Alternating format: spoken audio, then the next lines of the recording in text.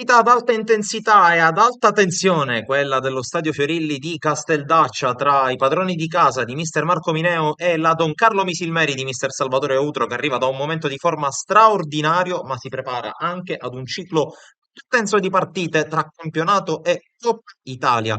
Inizia la partita con subito la formazione guidata da mister Outro che attacca alla ricerca del gol del vantaggio. Passano una decina di secondi e su questa palla recuperata da Luigi Mendola si crea subito il primo pericolo con la palla che arriva nel cuore dell'area di rigore, dove Matera si gira, calcia in maniera debole ma anche imprecisa.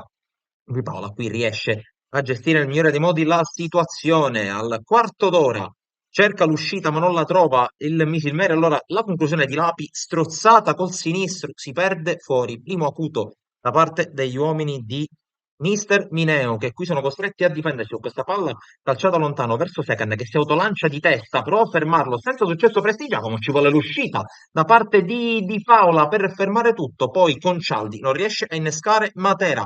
Un minuto e mezzo dopo ci prova la squadra di casa con Lapi, che riesce a sgusciare via, salta Colombatti, cerca la conclusione e trova il grande intervento da parte di Simone Marino. Quell'azione prosegue, c'è il tentativo di conquista del calcio di rigore da parte di Monti. Al 23esimo ci riprova la Don Carlo con Lonigro che scucchiaia, Matera che fa sponda per Concialdi, il quale cerca di incrociare, ce l'ha respinta, poi la palla rimane lì e ci vuole ancora l'uscita di Paola ad evitare i guai per i padroni di casa. 35esimo, Concialdi sterza sul destro, mette questo pallone lento al centro, prova a intervenire Matera, poi la volée di Mendola che per poco non trova il tapin di Caracappa, giudicato comunque in posizione di fuorigioco. Passano una quarantina di secondi, Colombatti, Concialdi, Secan, tutto al volo, tutto di prima.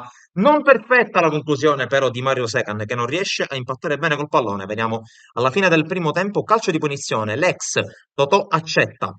Alla battuta si muove con i tempi giusti Fabrizio Monti, che anticipa anche l'uscita di Marino, e alla fine del primo tempo è in vantaggio la squadra di casa con il gol, l'ennesimo di Fabrizio Monti. Veniamo all'inizio del secondo tempo con la Don Carlo che cerca di uscire. Qui Mendola lancia in profondità per la corsa di Seca, nel quale brucia gli avversari. Poi arriva Presti Giacomo con questa entrata che il direttore di gara giudica regolare. Episodio da Moviola che poi lascia spazio però alla cronaca. Concialdi la mette al centro su calcio di punizione, sponda aerea di Matera che diventa un tiro facile per l'uscita di Di Paola. Poi al 68esimo calcio di punizione lo tenta e ne è entrato Fruci, buona traiettoria, ma Marino l'aspetta lì e blocca senza alcun problema.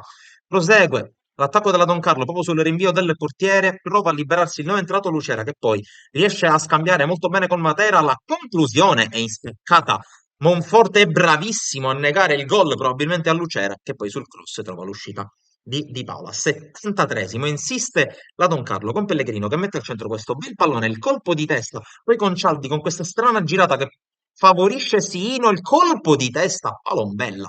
E palla che sorvola la traversa. Poi Sino lascerà spazio allo Gerfo per l'assalto finale della Don Carlo che qui attacca sulla destra con Fricano. Il suo cross è proprio per lo Gerfo che di testa non inquadra lo specchio della porta. Poi nel finale assalto da parte della Don Carlo che rischia di essere stroncato al 95esimo dall'espulsione per Fricano, il quale secondo il guardalinea ha colpito Megna, ma sulla punizione che era stata fischiata in precedenza va alla battuta Piero Goncialdi, grande mucchio in area, il folletto biancorosso mette al centro il pallone, sbuca Gabriel Colombatti, minuto 96, ancora una volta un centrale a pareggiare, dopo Giuliano contro Enna, ci pensa l'argentino a togliere le castagne dal fuoco per la Don Carlo Misilmeri che pareggia e dunque evita la sconfitta su un campo difficilissimo come quello di Casteldaccia.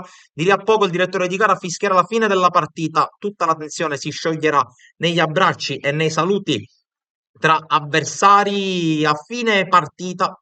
Il match si conclude sull'1-1. Da Sportisili è tutto, alla prossima!